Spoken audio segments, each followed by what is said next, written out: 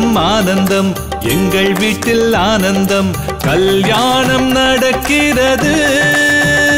ஆச்சி மிளகாய் தூளில் சமையல் மணக்குது சாப்பாடு ருசிக்கிறது ஆச்சி மசாலாவில் சாப்பாடு ருசிக்கிறது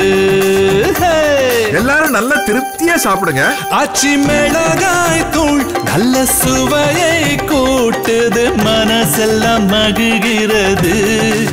எந்த மனசெல்லாம் நிறைகிறது ஆனந்தம் ஆனந்தம் எங்கள் வீட்டில் ஆனந்தம் கல்யாணம் நடக்கிறது